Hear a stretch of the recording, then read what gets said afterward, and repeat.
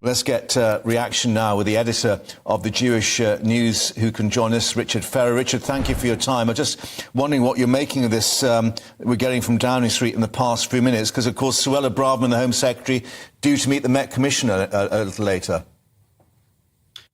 Well, I understood the Prime Minister is going to make a statement in the House later today, and I was absolutely convinced that it would be to give the Metropolitan Police more powers and for the CPS to be a bit clearer in terms of if there are arrests, there would then be prosecutions.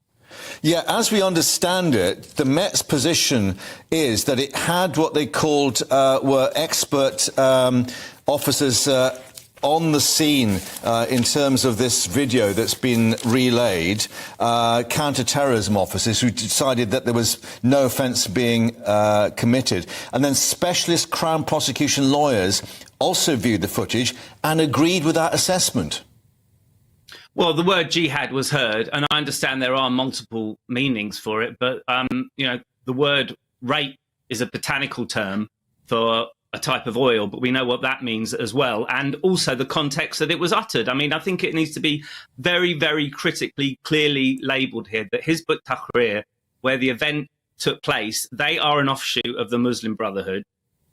They yearn to turn our precious democracy into a medieval hellhole, and they are perverting a peaceful religion into a poisonous ideology. That's the context that that word was heard. So I'm absolutely stunned, shocked, and I can speak probably on behalf of the entire Jewish community when I say, quite frankly, we are just sat here aghast now at this new chapter. Yeah, so I'm just looking at, again, these words from the Prime Minister's official spokesman. Incredibly distressing for people to witness, not least to the UK's Jewish community, who deserve to feel safe at what must be an incredible traumatic time. I guess from what you're saying, and others will say, that seeing those scenes, you don't feel safe. Or did it look safe to you? Did that gentleman waving that black flag look like somebody that we want to have on the streets of London? Anyone advocating for violent rampage, and let's make no mistake, that's what the word means, that's what the word intends. Anyone advocating for that in London has no place in this country unless it is in a police cell. Is there a difficulty, however, that the police will have to allow pro-Palestinian protests and rallies in terms of their cause and to actually balance the sort of debate, if you like, and that's really very difficult for officers on the scene to decide when that, you know, is actually breached? I honestly don't think it is. I mean, I went to the pro-Palestinian rally on Saturday just to observe it, to have a look at the crowd. Yeah. The tone there is completely different to the one we saw at this Hizb ut-Tahrir event. I mean, clearly, morally, logically, rationally, I mean, it's just, it screams at you. It is not just possible, it is crucial to support Palestinians while condemning Hamas. That is the moral position of everybody, surely. And clearly what was taking place on the streets there under that black flag was not that. So obviously, as we've seen with these pictures that we're relaying now, the Palestinian flag being flown by people who believe in the Free Palestine cause, as they say in their various posters and so on, that is different to the black Islamic flag of jihad that's being flown at these other meetings. Well, it's varying degrees, isn't it? I mean, on Saturday, you did see these flags saying, you know, 5, 6, 7, 8, Israel's a terrorist state, no to Zionism, Israel must go, Israel is not real. I mean, obviously, these are deeply, deeply troubling messages, but they are not categorical, absolute calls for Sharia law on the streets of London.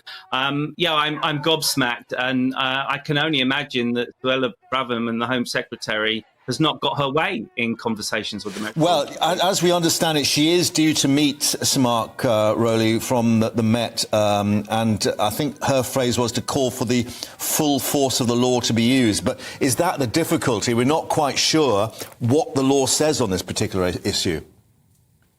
Well, clearly there's not a lot of clarity here because obviously there's sensitivities, and there are very, very good people that are very, very concerned on both sides, and we don't want to tar good people with about. I mean, there are people on these rallies. People will have seen a medical student in Poland holding up a banner saying "Keep the world tidy" with a picture of the Star of David in the bin. I mean, I wouldn't compare her to what's going on there. That's just foolish ignorance. So there absolutely needs to be a categorical line in the sand in terms of where people are. But if you are a member of Hizb ut-Tahrir, an offshoot of the Muslim Brotherhood, and you want to call for Sharia law, and you wave a black flag and say jihad, what are you doing in our country?